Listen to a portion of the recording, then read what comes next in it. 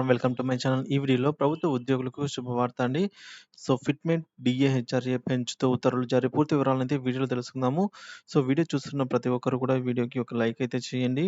అలాగే వీడియోని తోటి ఉద్యోగులతో షేర్ చేయండి. ఈ ఫిట్‌మెంట్, డీఏ, హెచ్‌ఆర్‌ఏ ఎక్కడ పెంచారు? ఎవరు తెస్తుంది? అని పూర్తి వివరాలు ఇప్పుడు తెలుసుకుందాము. ఇక విషయానికొచ్చినట్లయితే కర్ణాటక ఉద్యోగులకు 27.5% ఫిట్‌మెంట్‌తో ఇవ్వడం జరిగిందండి. కర్ణాటక ప్రభుత్వ ఉద్యోగులకు వేతనాలు పెంచుతున్నట్టు ముఖ్యమంత్రి సిద్ధరామయ్య మంగళవారం ప్రకటించారు. వేతనం పెంపు ఆగస్టు 1 నుంచి అమలులోకొస్తుందనైతే తెలిపారు.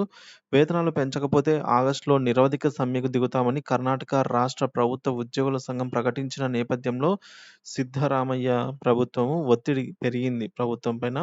దీంతో 7వ వేతన సవరణ కమిషన్ సిఫార్సు మేరకు 2022 జూలై 1 నాటికి అయితే ఉద్యోగులు అందుకున్న బేసిక్ పై 27.5% ఫిట్‌మెంట్‌ను ప్రభుత్వం ప్రకటించింది.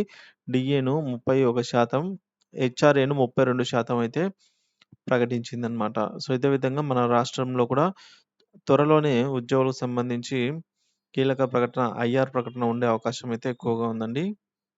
ఇదే ఇన్ఫర్మేషన్. నచ్చినట్లయితే వీడియోని లైక్ చేయండి, షేర్ చేయండి. Thank you for watching this video.